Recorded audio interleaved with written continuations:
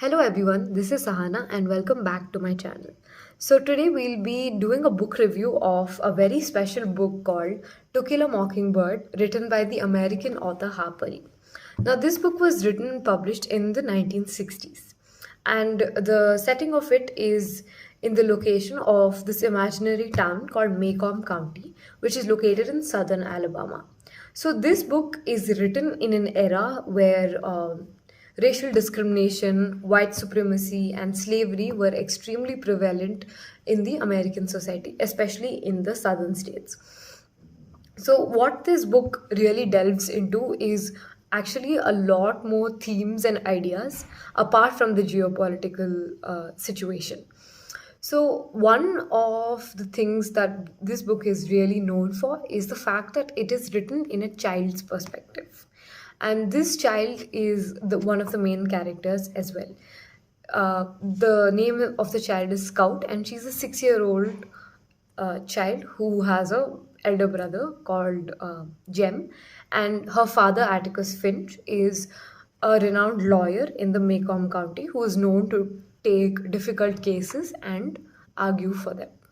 So it really delves into one is the geopolitical aspect, which in which, as I mentioned, the white supremacy was very prevalent, and people were accused and abused for things that they were not even responsible for, which is the case in this book. And the victim of this society is a man called Tom Robinson, who's accused of sexually abusing a white woman. So that is how the whole story goes about, how Atticus is able to defend this man.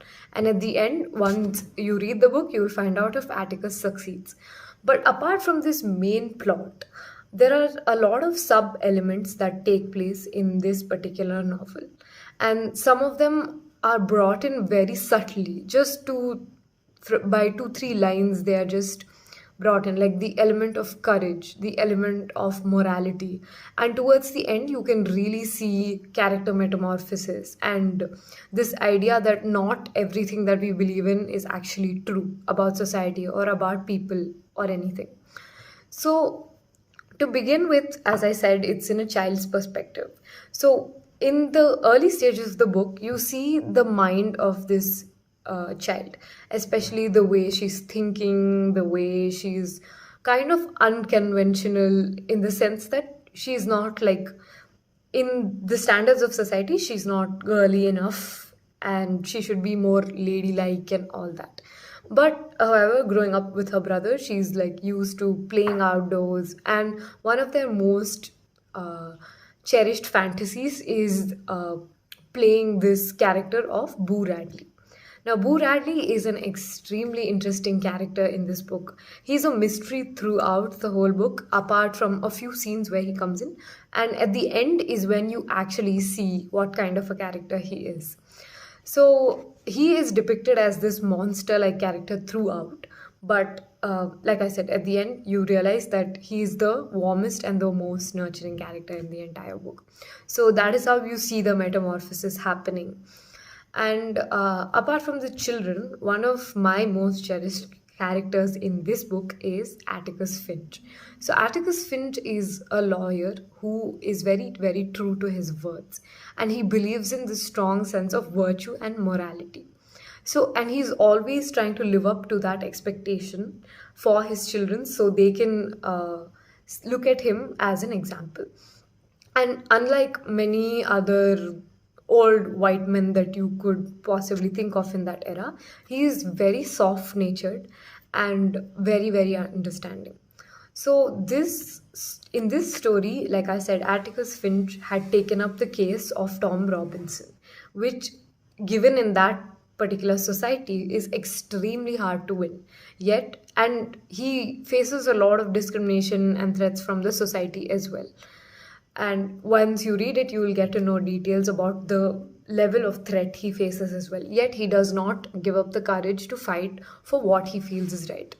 So, so I would like to read out that quote to you to make you understand a little better. She was. She had her own view about things, a lot different from mine. Maybe, son, I told you that if you hadn't lost your head, I'd have made you go read to her. I wanted you to see something about her. I wanted you to see what real courage is. Instead of getting the idea that courage is a man with a gun in his hand. It's when you know you're licked before you begin, but you begin anyway, and you see through it no matter what. You rarely win, but sometimes you do. Mrs. Dubose won. So, to give more context, Mrs. Dubose was very ill and she had to take in painkillers in order to subside her pain. But she stopped taking this drug because she wanted to pass away peacefully without having to rely on anything. And that's the courage that he's talking about. Yeah. So there are several other moments like this in this book where subtle aspects are brought in, and it's very, very beautiful to see uh, how all characters play such a crucial role in painting a picture in the social economic situations of those times. One of the other really, really famous characters in this book that I also really like is California, who is also the housekeeper of the Finch house. So Scout and Jem have practically been brought up by her. And other themes like gender roles and society's imposition on how a girl should behave, how a boy should behave, all these are also like personified by Scout's aunt called Aunt Alexandra, as she keeps pushing her to be more ladylike and all of this kind of stuff, and makes her attend these tea parties to, get into that society. So these aspects I felt were actually more important to imbibe from this book rather than just the geopolitical situation, which of course was portrayed absolutely beautifully, especially the entire trial scene. It is very, very hooking as a reader to go through it. And as we reached the end of it, we see such a nice ending where we see that even a child like Scout can think so maturely, and she can think way beyond most adults can even fathom about.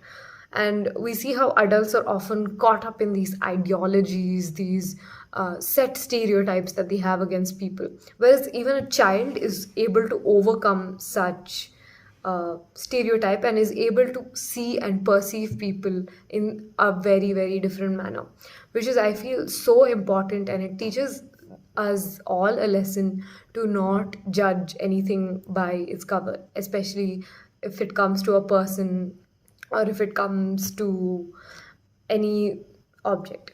So, and another thing I would like to add is there's this very, very famous quote which also dives back into why the title of To Kill a Mockingbird becomes very significant in this book. So the quote is, shoot all the blue jays you want if you can hit him. But remember, it is a sin to kill a mockingbird. So, mockingbirds are known to be these innocent birds who sing very nicely. Like they have a very, very beautiful tone and they usually don't cause any harm. So, Atticus Finch actually says this dialogue while explaining to Jem as to why he has to strongly defend this case for Tom Robinson. Because what Robinson has been a victim of is extremely unfair to him and his entire family, who is solely like dependent on him, and the entire community as a whole has suffered because he has been a victim to this sort of a heinous crime.